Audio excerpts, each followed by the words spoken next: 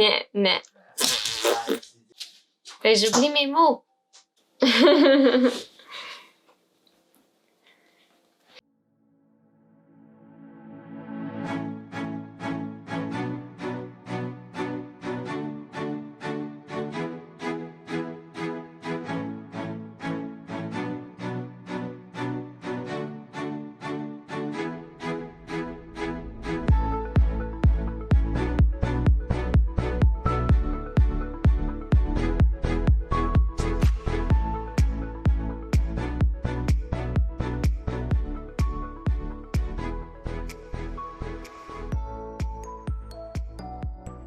Bienvenue à la petite Maman Bear. Aujourd'hui, je vais vous faire les 10 produits féminins, ou presque féminins, que je n'utilise pas ou que je n'ai jamais utilisé ou que j'ai déjà utilisé par le passé, mais que je ne prévois pas réutiliser dans le futur. Oui. Je pense que Benji...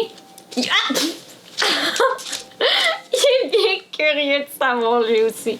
Ok, Coco, assis. Ok, tu veux rester assis sur moi? Ok, c'est correct. Oh boy, t'as grandi mes notes. Oh. Donc, le premier produit, vous allez rire parce que c'est probablement un produit féminin que la majorité de la population utilise, mais que pour X raison, c'est quelque chose qui ne m'a jamais intéressé. Et c'est bel et bien les fameux tampons. Bon, je sais pas, mais l'idée d'avoir quelque chose là-dedans pour toute la journée, je me pose la question à savoir le niveau de confort. Ok, probablement qu'une fois que c'est là, bon, tu sens pas et tu fais ta journée comme si de rien n'était, mais bon, je sais pas, mais pour moi, c'est comme... Ouais, non, pas très, très intéressant. Et si jamais c'est aussi confortable, est-ce que j'aurais l'oubli de le changer à la bonne fréquence? Ou j'ai juste peur que ça reste comme pris là, puis la petite corde, oublie ça, tu la trouves plus, tu sais. Donc, je sais pas, c'est quelque chose qui m'a jamais intéressé dès le départ. J'ai jamais voulu m'en procurer. C'est quelque chose que, je sais pas, ma mère nous a jamais vraiment montré l'utilisation de tampons. J'en ai eu un petit kit à l'adolescence avec des échantillons que ça a fait juste traîner dans mon cabinet de salle de bain. En fait, je devrais juste me débarrasser de tout ça. Ça fait des années que je trimballe ça juste au cas qu'un jour ça me tenterait. Puis en ce moment, c'est comment? Non. Fait que, bon. En fait, pour l'instant, j'utilise les bonnes vieilles serviettes hygiéniques. J'aurais le goût éventuellement de peut-être aller vers quelque chose de plus écologique. Donc, je vois beaucoup passer soit les serviettes hygiéniques lavables ou bien les caleçons qui fait la serviette hygiénique, si on veut, qui sont aussi lavables. Donc, c'est quelque chose que j'aurais peut-être le goût d'investir éventuellement. Mais les tampons, ou même, il y en a beaucoup qui croient à la Diva-Cup. Tant mieux pour vous, mais je sais pas, moi, juste le fait de devoir m'insérer quelque chose là, en plein pendant mes règles, quand toute cette région-là est hyper sensible, je suis comme, non merci. Deuxième item, tout ce qui est crème à bronzage, ou les salons de bronzage, ou ces choses-là, c'est-tu tant bon pour la peau? Je me pose la question. Même que quand j'étais adolescente, c'était vraiment drôle. Au secondaire, au niveau du bal des finissants, on a eu une espèce de pétition où est-ce qu'on devait signer... c'était pas tant une pétition, c'était genre quand tu signais ça, tu acceptais de ne pas aller te faire bronzer dans un salon de bronzage ou utiliser des crèmes bronzantes ou quoi que ce soit pour le bal des finissants, et puis tu pouvais gagner un certificat cadeau en acceptant de signer ça. Chose que j'ai signé automatiquement parce que c'est quelque chose que j'ai jamais cru faire. Ok, je suis comme une des personnes les plus blanches qui n'a pas en ce moment. Comme mon père il est roux, j'ai des reflets roux, donc ce qui fait que j'ai un teint très pâle à la base.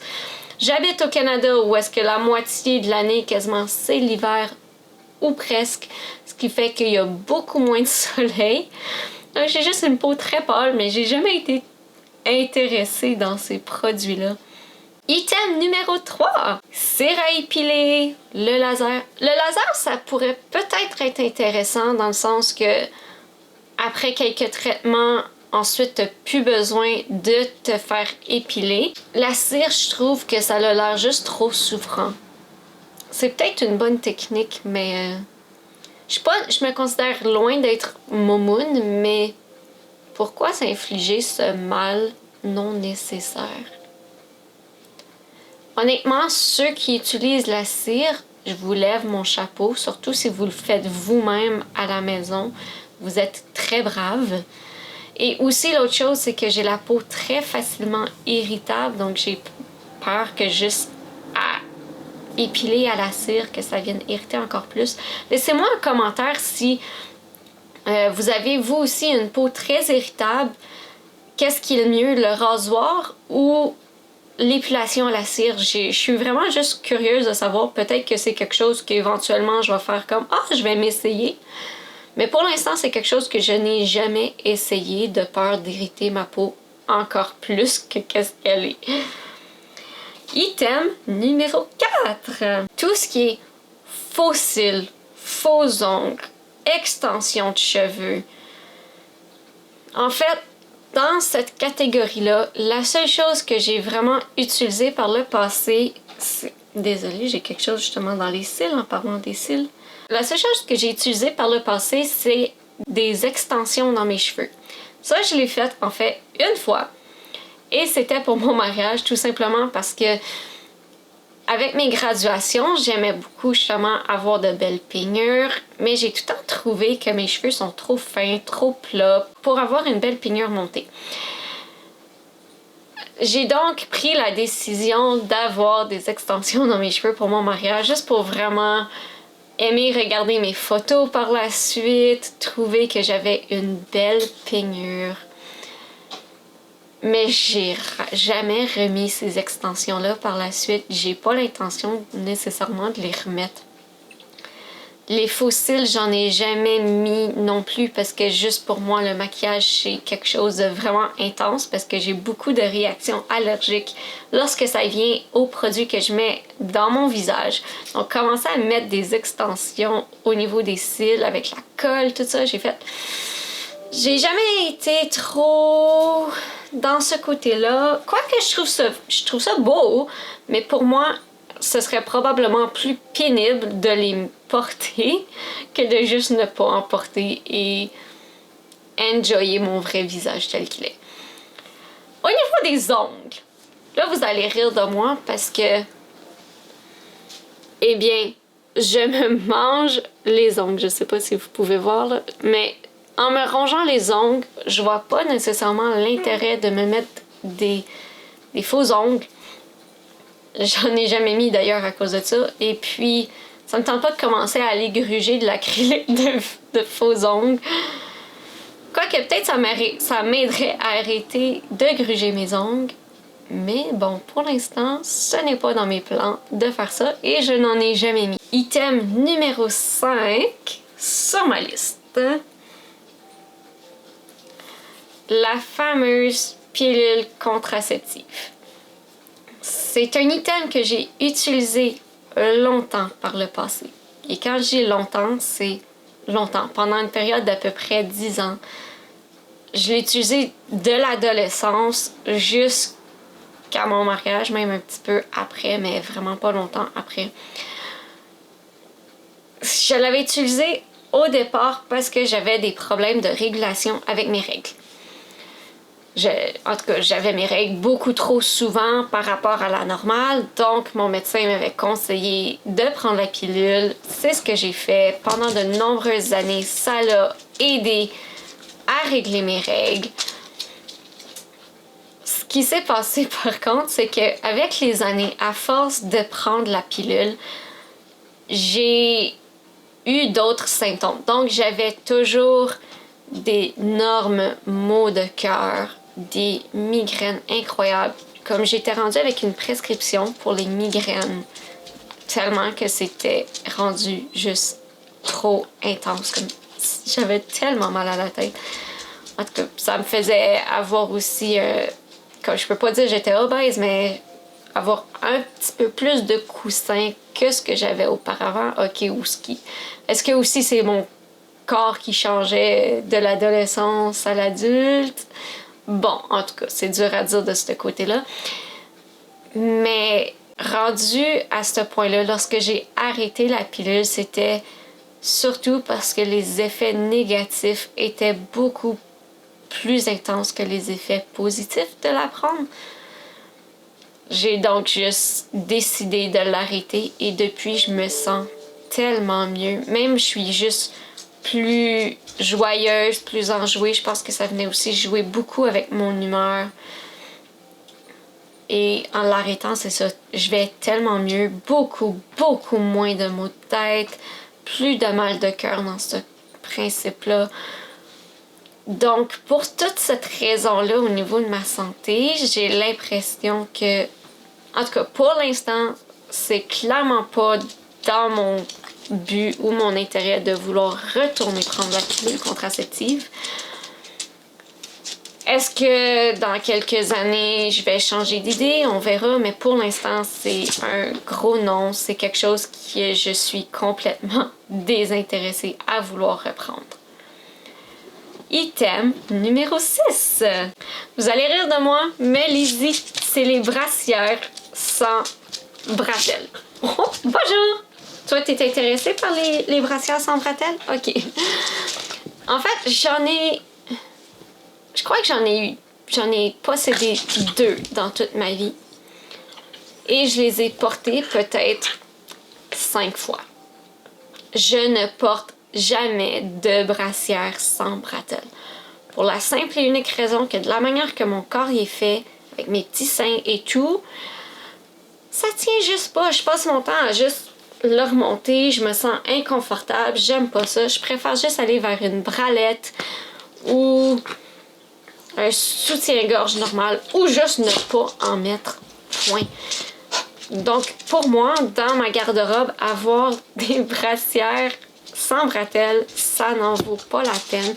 Au pire des pires, ce serait une brassière que je peux enlever ou modifier les bretelles, juste au cas que pour X raison, j'en ai besoin d'une. Mais même encore là, comme dans ce temps-là, tu fais juste passer ton temps à les remettre parce qu'ils s'enlèvent dans la laveuse. Benji! Donc, c'est quelque chose que je n'ai pas l'intention de racheter et de posséder dans le futur. Ça n'en vaut pas la chandelle dans mon cas. Peut-être que pour vous, vous passez vos journées là-dedans, mais pour moi, non, je préfère les bonnes vieilles brassières à bretelles.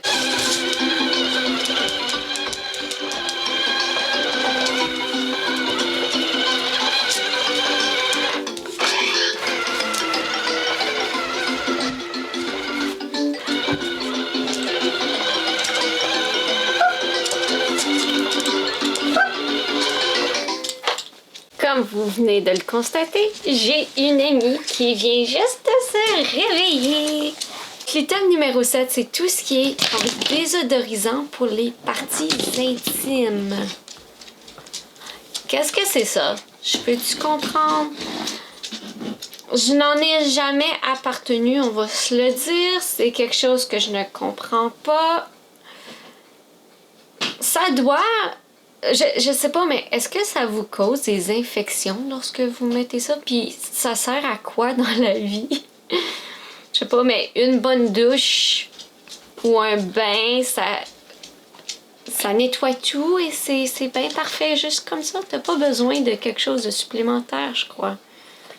En tout cas, dans mon cas, je n'en ai jamais eu besoin de quelque chose de supplémentaire. Ici, il y a vraiment des si mauvaises odeurs, je sais pas, mais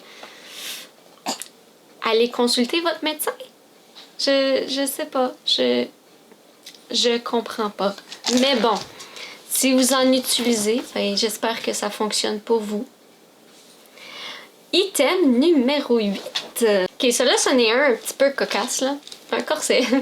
J'ai jamais porté de corset. Pour moi, étouffer et manquer d'air, ben, c'est loin de faire partie de mes priorités. Et étant asthmatique, j'ai clairement pas le goût de manquer d'oxygène. Puis quand j'ai faim, j'ai le goût de pouvoir manger. Déjà que certaines robes, tu sais, un peu comme ma robe de mariée, il y a comme une espèce de corset dedans, si on veut. Comme c'était pas un corset, mais tu sais, t'avais des armatures comme au niveau de l'estomac. Puis drette là, t'es comme, c'est parce que j'ai de la misère à manger puis à respirer un petit peu. Donc, j'irai pas vers la vague du corset. Item numéro 9. Celui-là, vous allez rire. Les bas de nylon. 1. Ça pique. 2. Tu passes un peu trop proche du plancher, du coin d'un meuble, d'un animal, d'un enfant, de tes talons aiguilles. En fait, d'à peu près n'importe quoi. Juste de l'air. Et puis... ils déchirent, ils font une strie. Puis après ça, ben t'as l'air niaiseux pour le restant de ta journée. Et on va se le dire, c'est-tu vraiment censé protéger du froid? On dirait que c'est plus comme un cache-pot qu'autre chose. Parce que ça protège pas au niveau du froid. T'es aussi bien de mettre des leggings, ou au pire des gros bas collants d'hiver, tu sais, mais des bas de nylon. Ouais, non, je vois pas vraiment l'utilité de ça. Je dis pas que j'en aurai jamais, même que j'en ai dans mes tiroirs, mais je les porte jamais. Comme carrément jamais. Puis le 3/4, ça fait des années que je les ai achetés, puis dès la première utilisation, ça faisait peut-être 15 minutes que je les avais, qu'ils déchiraient. Donc, aucune utilité dans mon cas. 10e item, le spray net. Je conviens que pour de nombreuses femmes, le spray net, c'est pratique, utile et plaisant à porter. Dans mon cas, lorsque j'en ai dans les cheveux, mes cheveux sont tellement fins et se défont quand même au bout d'une heure ou deux, comme ça tient jamais très très longtemps, même avec une tonne de spray net. Puis ça fait juste avoir les cheveux collants, huileux. On dirait que ça les abîme aussi, puis on dirait que t'es juste toute figée, tu sais. Tu tournes la tête, les cheveux sont décalés, ça suit pas comme faut. Donc, dans mon cas, j'en vois pas vraiment pour l'usage, même que lorsque je vais chez la coiffeuse et qu'ils veulent me peigner, souvent, je vais juste leur dire carrément pas de spray net pour moi, ça va, puis j'aime pas l'odeur, ça l'étouffe, c'est collant, c'est pas quelque chose que j'aime. Puis en plus, c'est pas très bon pour l'environnement, donc j'en ai pas dans ma salle de bain. Je ne veux pas en acheter. Ça fait pas partie de mes priorités, même que personnellement, je n'en ai jamais possédé. Ma mère n'en avait lorsque j'étais adolescente, et puis pour moi, c'est juste un gros non, ce n'est pas nécessaire. Bon, il me mordit les doigts parce qu'il veut jouer. Mais sinon, si je fais un petit item bonus, ce serait, tu sais, les bandes élastiques au niveau de la grossesse que tu peux rajouter par-dessus tes pantalons ordinaires. Pour moi, ça n'a aucun usage. Pour plusieurs, ça doit sauver carrément leur vie. Moi, c'est quelque chose que j'ai jamais appartenu. Je n'ai jamais eu besoin de ça, même pendant ma grossesse avec Lily-May. Pour la simple et unique raison que je porte pas vraiment de pantalons ayant des zips ou des boutons ou quoi que ce soit. Donc, dès qu'il ne faisait plus, ben, ça ne faisait plus point et je devais aller passer à un autre type de pantalon, carrément. Donc, parce que souvent, comme mes pantalons sont légèrement high-waist, comme ils sont pas très hautes non plus, mais tu sais, sont plus ou moins à la mi-ventre ou quelque chose comme ça. Donc, je pouvais pas juste dire je vais les porter sous le ventre, puis je pouvais pas mettre la bande non plus. Donc, pour moi, c'est quelque chose que je n'ai jamais possédé. Sur ce, j'espère que cette vidéo vous a diverti d'une quelconque façon. Et si vous avez des suggestions à me faire par rapport à des idées de choses que vous voulez entendre, de choses que je n'utilise pas, que je ne fais pas, que je fais, que j'utilise, que j'aime, etc. faites juste l'inscrire dans les commentaires. Si vous avez d'autres commentaires, faites-le, je vous en prie. Allez vérifier mon Instagram pour plus de nouvelles et n'oubliez pas de vous abonner justement pour pouvoir savoir lorsque va sortir ma prochaine vidéo qui sera probablement par rapport au Chloe Ting Challenge que j'ai fait. Et sur ce, n'oubliez pas, mamas, to bear with me. Salut!